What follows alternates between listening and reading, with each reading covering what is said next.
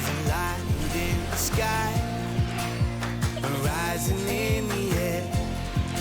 There's a feeling so strong. It's time to light the fire, like a bright shining light. Love, getting more out of life. Love, sharing time with friends. Feeling so strong.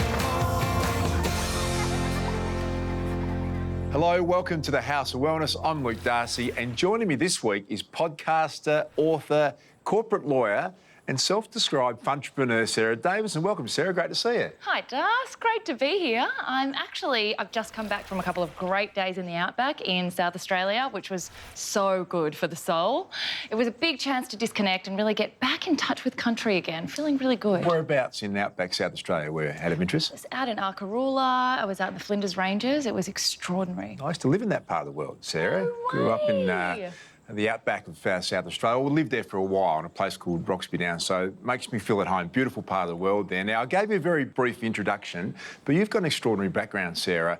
You're almost a professional ballerina, I understand. You chose a career in corporate law before jumping in deep and starting your own business, Match and Maiden, but you also had a big health scare that really sort of turned things around for you. I did indeed, Das. I ended up in Africa, of all places, with my husband, Nick. I brought home a lot of revelations, but also a nasty little gut parasite, which turned into adrenal fatigue. It was just a bit of a snowball effect and lost a lot of weight. So I really had to get back in touch with how to look after myself and, introduce me to the world of wellness. Now, Sarah, I understand you love a coffee as well. I got up to 10 a day, Das. 10 a day? 10 a day. Wow. Until I found the best substitute in matcha green tea powder. It has half the amount of caffeine as a normal coffee, and unlike the spike and the crash that you can get from a coffee, it gives you a really sustained level energy. So it's just a really nice, drawn-out buzz. And Sarah, it's a great story because that was the catalyst for your start-up Match and Maiden cafe here in Melbourne, which I understand was a bit of a family affair. Your husband, Nick, and your mum was involved too. Mum was indeed. She was our chief operating officer for a couple of years, and she's, always been my hero. I was actually born in South Korea and adopted by my beautiful mum. She's from the countryside. She gave me so much freedom and really the chance to follow my heart and make the most of this beautiful country. I feel like we're in the luckiest country in the world. I have one sibling, and how's this for fate?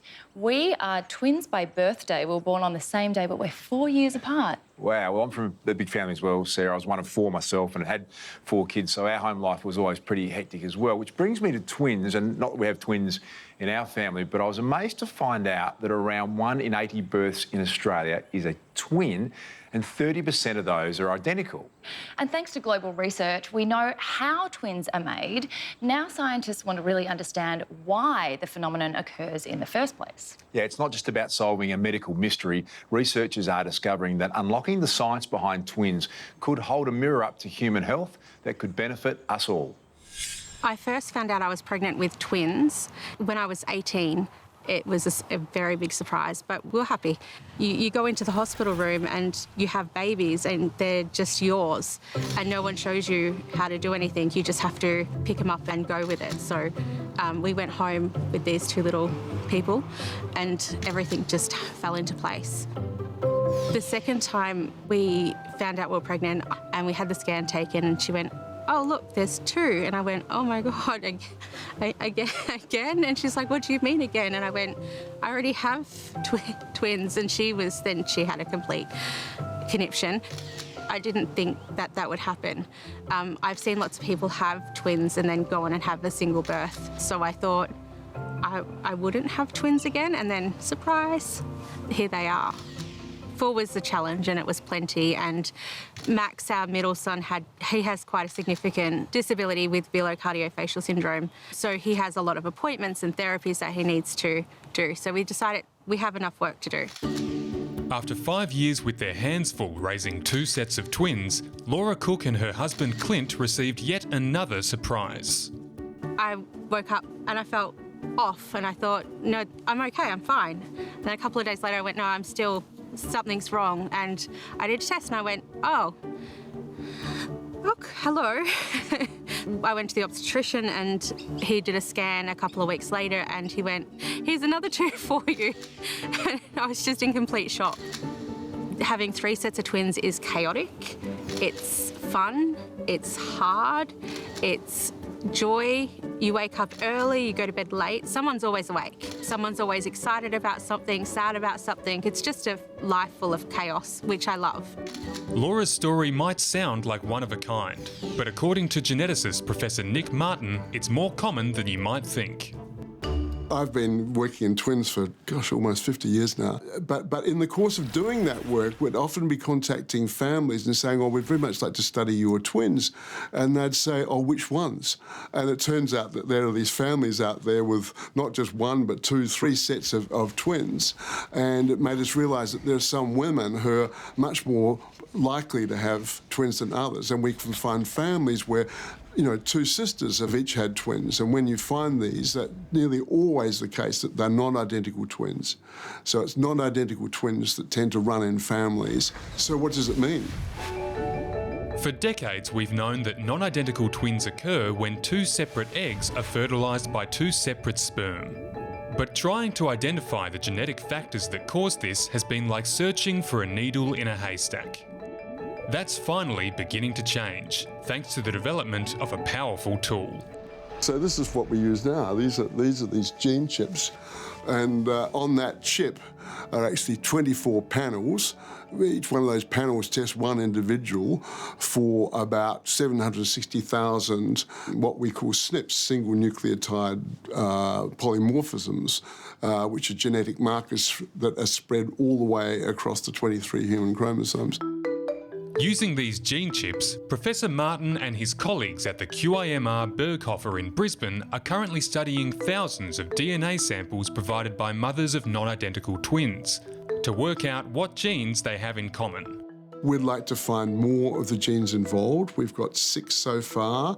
We know there are a lot more to find, and when we've got those, we hope that that will help us to understand what actually produces this super-ovulation in certain women that makes them prone to twinning. So, an immediate question, one which we're starting to work on, along with our Dutch colleagues, is, if we actually look at women who have trouble getting pregnant, are they sort of at the opposite end of the genetic spectrum for those who, in a sense, are too fertile and getting pregnant with twins, terribly easily?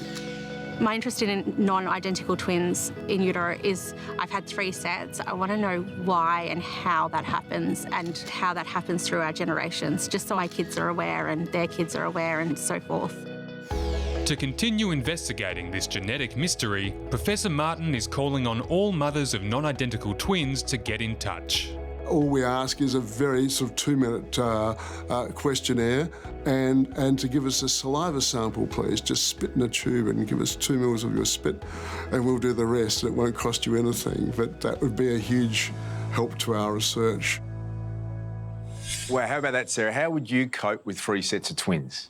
Would I cope at all, Darcy, is the question. We don't have kids yet, so even 1 sounds pretty daunting to me. What about you? I'd be in all sorts. And we had 4, which was great, but 6, I'm out. I've tapped the mat. I'm not going to cope with 6 kids at any stage. Professor Martin and his team are currently recruiting mothers of non-identical twins for a follow-up study. Anyone eligible and interested can head to the QIMR website to find out more. From twice as nice to 3 times the fun, after the break we catch up with a favourite House of Wellness family to see how their own triple treat is going.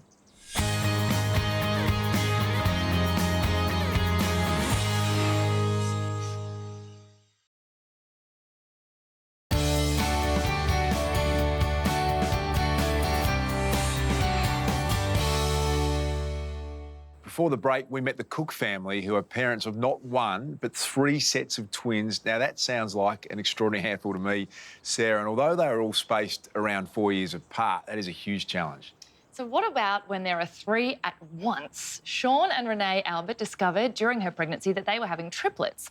At the time, they were already parents to a gorgeous 1-year-old, Jada. We met the family 3 years ago, just after the triplets were born, and we always love catching up with them, and this time we're up for a treat with the whole family here in the studio. Welcome, Renee and Sean, and all 4 girls. Great to see you guys again, and can I say I love the fact we've got over the names. That's a good idea to have all the girls names on their jumpers. Is that how it works on a daily basis? No, actually, to be honest, we just let them choose what they want to wear. Sometimes they match, sometimes they don't. We've got Jada, we've got Aurora, Sophia and Alexia. Now, we first met the triplets when they were babies, and now, a few years later, can we just start, how's life been managing the family? It's been crazy, it's been wild, but it's been good, lots of fun. Yeah, every day is, there's a lot going on every day, so but we have a lot of fun. There's a lot of noise, there's a lot of mess in our house and toys and things, but it's all good. Oh my gosh, well, I think you guys are absolute superheroes. I don't even have any children yet. I can imagine one would be an absolute handful. So what is an average day for you guys? Well, now that they're in childcare 3 days a week, so it's getting up in the morning, doing whatever we can to get them in the car, ready to go. On days where they're not in care, I do like to take them out because they can't make a mess at home if we're out. Yeah, so it's just trying to do stuff with them. Like we obviously, it's not just about getting to the end of the day. We obviously want them to enjoy things and experience things and learn things as well. So trying to take them and see animals at little farms and things like that and all those sorts of things that we do. I remember what my kids were like at the same age and being at the park and trying to wrangle them into one space. What happens when the girls all decide to go in a different direction? I try to go to gated parks or because honestly it is stressful. There have been times where they've all run away and then there's tears, their tears, my tears. It's but we do have like a wagon pram that we do contains them a little bit, but now they're getting bigger, they can just sort of climb out of it, so it's a bit harder. Renee, one of the stories I loved was that the girls operate as a bit of a team, and I think they even help take each other's onesies off. They are a little team. Their new thing now is every night or in the mornings, they will flip their beds upside down to make little caves, which they can't do on their own because beds are obviously heavy. So they've worked out that together they're stronger and they will just turn them upside down and put their blankets on top and make a little fort. I can see them smiling at that, Sarah. They're going, that's us. We can do that. Yeah. What are some of the other antics they get up to as a team? Oh, so many things. They work together to get snacks out of the cupboard that they normally couldn't reach and out of the fridge and all sorts of things that they do. The girls look very similar, but how different are they in personality to each other? So different. There are things that they do that are really similar, but no, they are just completely different. Surprised us the most is, even though they're identical, that they're just three very different kids. Just the things that they want to be comforted by and things like that is all very different. You two are extraordinarily chilled as parents, like every time that we've caught up. But there's something really, there seems to be lots of laughs and lots of fun in your house as well. You're incredible parents. I mean, how do you go about sort of keeping the calm? Because you seem to do it really well. It is not always this calm. But I think we learned early on that it is just, it's crazy, it's wild, it's a good crazy, and it is fun. And if you don't laugh, you cry, so. We try and do something to have fun every day, whether it's just playing at home or going to the park. Just because, otherwise, as Renee said, if we don't have some fun with it, we'll probably just cry. So, all right, do you want to swap? Enough, Jada, have you? Do you want to go? Well, you guys seem like you're doing extraordinarily well. If there was one big tip that you could share for anyone who might be expecting triplets of their own, what would it be? I think have fun. I think enjoy the ride. The days are long, but the years are short. Is that the saying? And we definitely feel it. So, you just got to enjoy it, I reckon. Do you find, I love the chaos, the girls have almost had enough, but do you find people stop you in the street and ask questions and how do you respond? All the time. Really? Yeah. On the toilet. And people just take photos of us. Seriously? Yeah. Especially if we go somewhere like the zoo. It's like they've already got their camera out. So they just, take photos of me like I'm an exhibit. It's a bit disturbing. I know. I'm not sure that's... I feel like there's a toilet break coming up here, Sarah. Whether we like it or not, there's a toilet break It's rubbing off on me. I'm joining the crew.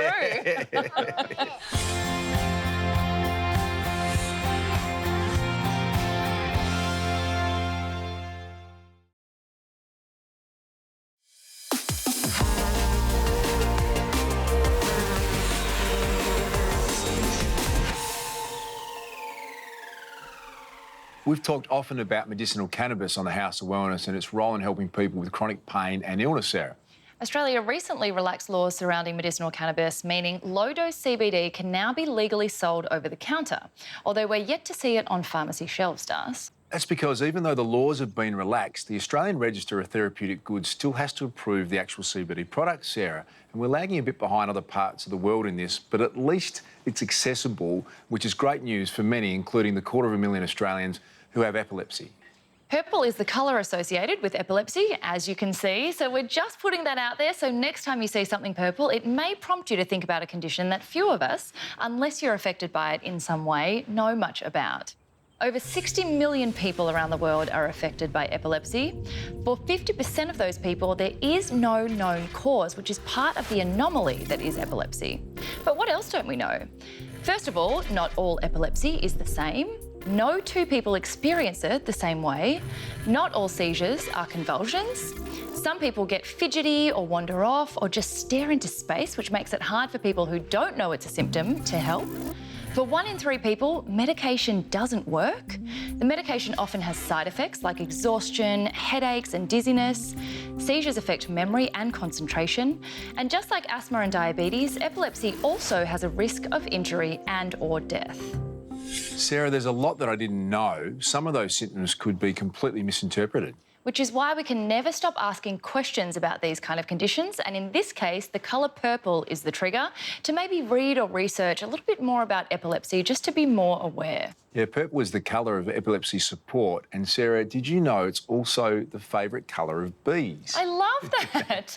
I'm inspired to plant way more purple in my garden because bees are absolutely vital to our food supply and sense of happiness generally. Their job is huge when you think about it, Das. Honeybees play a part in almost every food we eat, yet their numbers are under threat globally, particularly from a destructive mite that thankfully hasn't hit Australia yet, Sarah.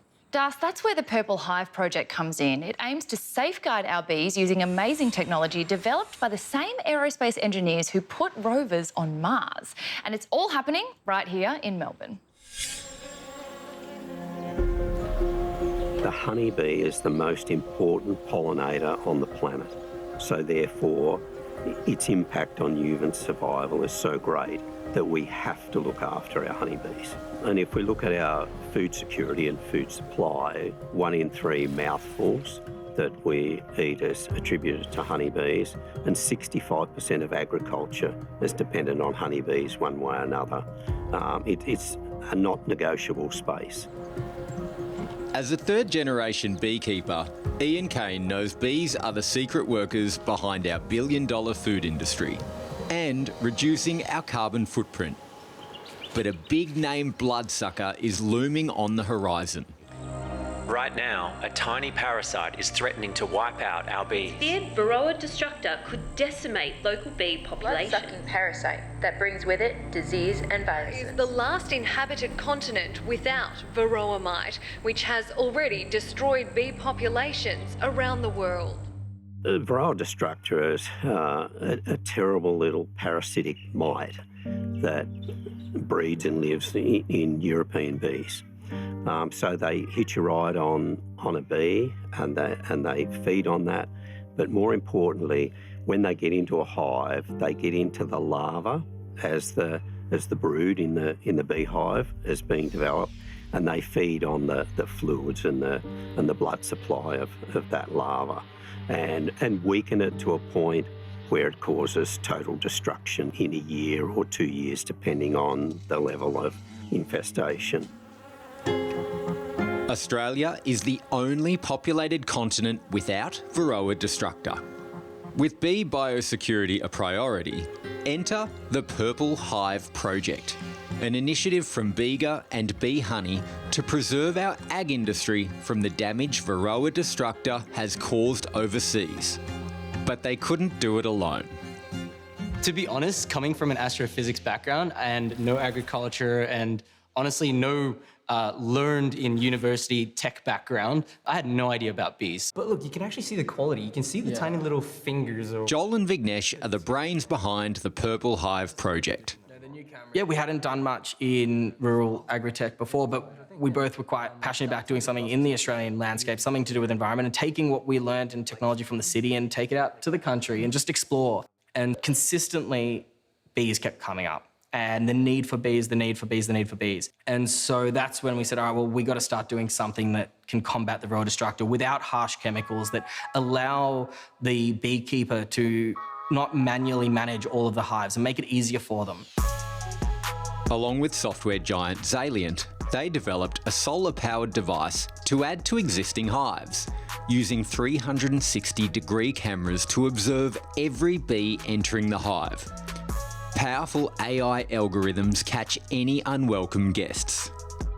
The way AI works is it's a bit like a child. And this is to really make it simple. You give a child a picture book with 1,000 pictures of a zebra, and then you show it a horse, and it'll say, oh, that's a weird-looking zebra, but it kind of looks like a zebra. You then give it a picture book of 1,000 zebras and 1,000 horses. And it's kind of going to know that's a zebra because it's got the stripes and that's the shape. And although it kind of looks like a horse, it isn't a horse. That's it. That's the same for computer vision AI. We feed the model and train it with lots and lots of images of bees, lots of images of mites, and it will then just continue learning. The concept is a simple one, although there is one problem.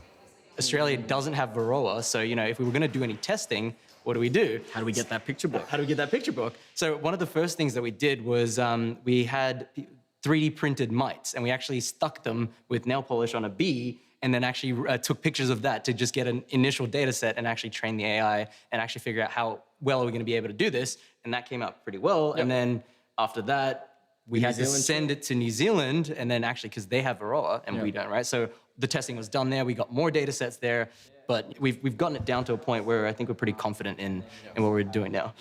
While still in the development stage, the bees also have an input: their attraction to the colour purple. Yeah, the shape was designed like a bee honeycomb, and the purple as well. Bees are particularly drawn to it. They can see much better into the ultraviolet spectrum, and so this just allowed them to navigate home a lot better. It could be a game changer in the way we look at bees. And if you think, in a production sense, when we're in mid-season, there'd be 45 or more thousand bees in a beehive, and in our business we manage 1,200 beehives, so you can do the maths on that. The greatest challenge here is we need to be going incredibly quick to photograph all these bees without any blurriness or distortion as they're flapping their wings to get into the hive. And so it's dozens of frames per second. So it's essentially someone's looking at every single hive 24/7 for you, and then when something does come up, you get notified immediately. It's the food security for our nation and what that means. It means for our grandchildren, future generations, this project is incredibly important, and that's where I'm so grateful. There you go. Thanks.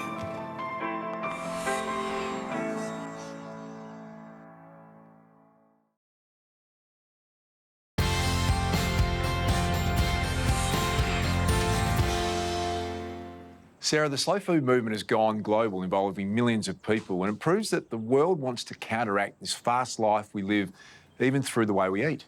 I think people want to know more about their food and how their food choices affect the world around us. But the slow approach has also spread into how we move. And by that, I mean pulling back from the frenetic, intense body workouts that sometimes are just too crazy and hard. Yeah, it's a lesson to learn, isn't it? Listening to your body and being in tune with what you can do physically. And it takes a bit of time, I have to say, Sarah. Yeah, for sure. And I think a big trend at the moment is the slow movement, which is talking exactly about that, Das, a deliberate slowing down of the pace of life. It's a cultural revolution against the notion that faster is always better. Yeah, I like the philosophy. It's not a go slow, but it's more about doing things at the right speed. Which is why one ancient movement that's finding a modern fan base is qigong. The traditional Chinese practice is said to improve balance, focus, strength and stress levels, and it's all about slow and deliberate movement. They're all key ingredients in the recipe for good health. So who better to give it a try than our king of the kitchen, Luke Hines. So, qi roughly translates to vital energy, And gong means to develop or master something. So qigong is about learning to master your energy. But what does mastering your energy actually mean? And how do these gentle movements help you do it? Master Louis Chunji Lu has been practicing qigong for over 40 years. We usually say the essential part of the qigong training is like you need the body and the mind working together. Physical strengthening, but on the mental level, you can understand the human body better. Moving both hands to the side, behind of your body. A typical qigong session consists of meditating while performing a series of gentle, controlled movements. Your mind's usually focused on one thing, so it might be on an area of your body, it might be on your palms or on your chest or somewhere else. The goal is to move your qi throughout the body, improving flexibility, balance and mind-body connection. Up, down. When you're actually doing the practice, you can really feel the qi moving, and the longer and the more that you practice, it really increases a lot. Initially, I came with quite a few injuries from doing a lot of martial arts training and sort of straining and twisting and tearing things. And so the qigong definitely helped me to rehabilitate those. Both hands raising up above your head. It helped with some neck pain and back pain issues. So just in a general sense, just helping you to move better and more easily. A lot of the exercises look quite gentle and slow. Is it as relaxing as it looks? There's some techniques, actually you look simple, look like relaxed, but actually they still providing a lot of the special kind of effects happening inside. So people even can experience very warm, even hot, even burning. But that burning is very comfortable burning, not like a discomfort. Okay, good burning. Yes, good burning. So that's actually, in following the traditional training way, that's the special energy start happening. We got true qi. We got true qi start happening. How should you feel after a qigong session? Much more relaxed, calmness. Better sleep, better concentration, feeling calmer, able to work more effectively. Drawing a circle. What advice would you have for a beginner who's considering qigong? Just jump in, get started. Because once you get started, you wish you'd started earlier. Becoming slower, deeper, and even. That was Heinzie there getting an energy boost the gentle way, Sarah. While we're talking slow moves, I get so much benefit from yoga, and you're a bit of a fan too, aren't you, Das? A bit of a late adopter, Sarah. My wife is a bit of a yoga legend, and so I found it was a bit intimidating sitting on the mat next to her and trying to be... Yoga's not competitive. I used to think I had to be competitive, but I love it. It's been the best thing for me, Sarah. I'd practice every day. I'm also a big believer in the power of a good belly laugh, Das. A good laugh makes you feel lighter and look brighter.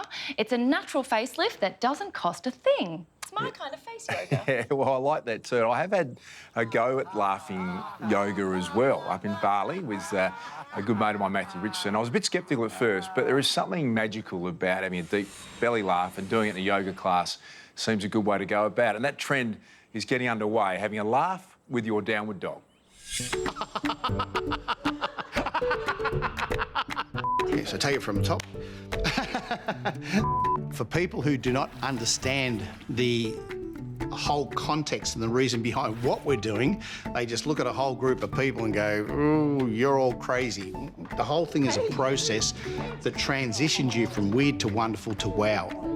Merv Neal is full of joy. And why wouldn't he be? He's the CEO of Laughter Yoga Australia. But his journey to this point was no laughing matter. I never used to laugh at all. I was a serious businessman, and, you know, serious business people don't laugh a lot. They get on with stuff and don't maybe have so much fun. I got into laughter yoga back in 2002. I got very, very sick. I was rushed to one of our major blood disease hospitals here, given a rather serious diagnosis. Laughter found me. I didn't go looking for the laughter. I'd had no conscious understanding that this was a good thing to do, which is ironic because now when I'm working with people who are sick, I tell that story. Laughter yoga doesn't necessarily attack the disease, but the side effects to the disease, which helps the people deal with the disease. Now, I think this is called placebo. Some people call it mind medicine, and when the mind changes in such a positive way, miracles happen. Mask off! Laughter yoga was created by a medical doctor in India back in 1995 who was actually writing a column, Laughter is the best medicine. He goes, why don't we practice this as a club? So he came up with the idea, what if we put the body into a state of simulated laughter that sent a message to the mind saying, why don't you get positive and why don't you laugh more? And then maybe the laughter will become real. So laughter is dynamic breathing. It's dynamic exhalation. We laugh, we laugh, we laugh, we laugh, we laugh, we laugh, we laugh. And then we laugh again. All right, so it's just a joyful exhalation which actually cleanses the lungs, which boosts the immune system, relaxes the muscles to allow the blood to flow more freely, gets more oxygen into the body, and particularly to help our brain function more fully and just to relax us. And even if you don't feel like laughing, as long as you simulate it for a sustained period of time, about 15 minutes, all of a sudden you start to laugh because the dopamine, oxytocin, serotonin, endorphin gets released throughout your whole body and you start to feel fantastic. I used to be very serious because working as a lawyer can be very serious. But just since knowing Merv and since practicing laughter yoga in the past 6 years, I felt a lot more lightheartedness. And I often wear my smiley badge walking up and down in the city, just smile at people, random people. No, I've never done anything like this before, to be honest. I thought it was just a normal yoga class, so I dressed in activewear. It was a bit strange at first. I felt like I was forcing the laughter, but by the end of it, it was almost contagious. I couldn't hold it in anymore. I was sweating, and it was such a great exercise. It feels like all the negative energy just come out of you, and you feel just lighter, better, and I'm hungry now, actually. 20 years on from his health scare, Merv's more than proved that laughter really is the best medicine.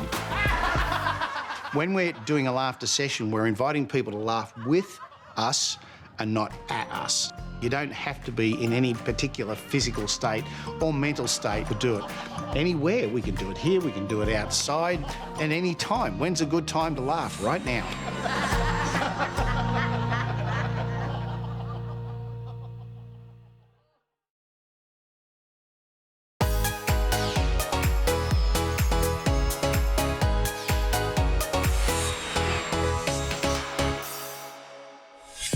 Mascaras are working harder than ever. The beauty lover is wanting multiple benefits. We are wanting volume, we're wanting definition, and the pinnacle of eye makeup, we're wanting that curl. And in my opinion, no one delivers it better than Maybelline New York. So regardless of your eye shape, the curl really opens up the eyes. That's why I'm loving the new Colossal Curl Bounce Mascara.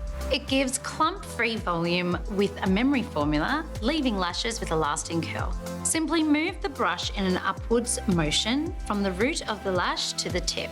The brush does all the hard work for you, separating and curling each individual lash. My tips for application is apply 2 to 3 layers in the day and go for 4 at night. Maybelline mascaras are the holy grail of every beauty lover's kit. So Maybelline New York for me are constantly evolving, developing their formulas. They will always be a leader in the mascara world. An eye-opening opportunity there from Jade Kay.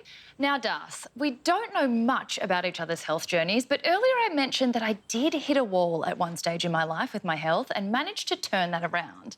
And what I learnt was, and I know you're across this already, it's the power of the gut. If the gut's not doing its thing, then nothing else will be operating as it should either. Yeah, the brain-gut connection is incredible. There's links with digestion, health, mood, and even the way we think, Sarah. The number one sign that your gut might be struggling is if your number 2s are not in good shape.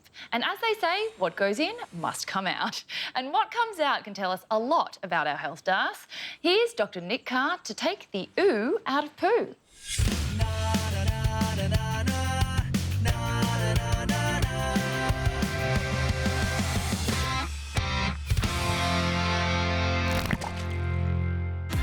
When I was a medical student, I had a 13-year-old boy in emergency who had tummy pain, and I needed to know when he'd last been to the toilet. He was with his dad, so I said to him, when did you last have your bowels open? He just looked at me blankly, even when I asked him again, until his dad just said bluntly, son, when did you last have a I learned a lot about language that day, the difference between what's proper and what actually works. If I'd just asked him if he'd had a poo, I would have saved a lot of time and embarrassment, mainly my own. The National Health Service in the UK surveyed over 10,000 patients and found that the preferred word for poo was, well, poo. Not stools, certainly not feces, just poo. Now, if talking about poo is not your cup of tea, well, maybe it's time to go and make a cup of tea, because from here on in, it's going to be all about poo. And first up, we should all be having a look. Colour? Well, cup of tea with a splash of milk, that's probably about right. But if it looks really pale, like tea with far too much milk, that could indicate a liver or pancreas problem. Babies who are breastfed produce poo that's often called mustard-coloured, but sometimes it looks a bit green. Now, this is just some bile salts coming through that haven't been properly absorbed. And the same can happen in adults. And it just means things are going through a bit quickly so that the bile can't be properly processed. No big deal if it happens once or twice, but as they say, if symptoms persist, see your doctor. Now, black poo can look really scary, but actually it normally means you're just taking iron supplements. But if you're not taking iron supplements and your poo's not just black, but also tarry and sticky, now that's a big red flag that there's something amiss. Straight to your doctor, do not pass go, do not collect £200. But not everything in the toilet that's a funny colour is a problem. I remember a young guy coming in, terrified that there was blood in his poo. Now, really astute viewers will know what my next question was. When did you last eat beetroot? Because beetroots, like things like cranberries, contain what are called beta-cyanins, which can stain both poo and wee red. It was a huge relief to my young patient to know that it wasn't bowel cancer causing the colour in the toilet, but his hamburger with the lot. Oh, and talking of wee, the NHS also found that the preferred word for urine is not wee, but pee. So English. Now, if you've made that cup of tea, it's safe to come back. I finished talking about poo.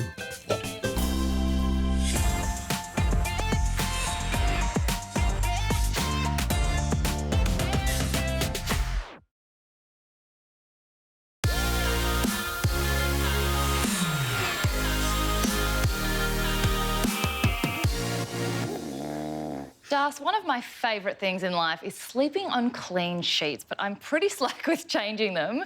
The day they're clean is my favourite day. Something nice about fresh, clean sheets when you get into bed.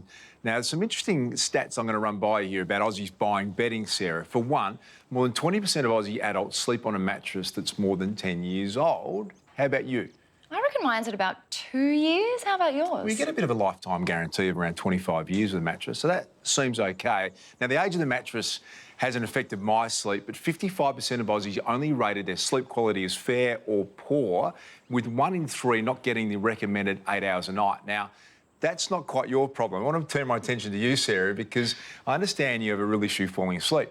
Correct. I can sleep anywhere through noise, jackhammers even, on a train, on a camel, absolutely no problem with that. My problem is getting to sleep, but I've got an update for you on my sleep program. So if you've missed what Sarah is up to, she's trying a sleep technique developed by the military that guarantees that after 6 weeks, she'll fall asleep in 2 minutes.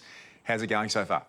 Week 1, there wasn't much of a difference. I followed the steps, taking control of my thoughts, like meditating and things like that.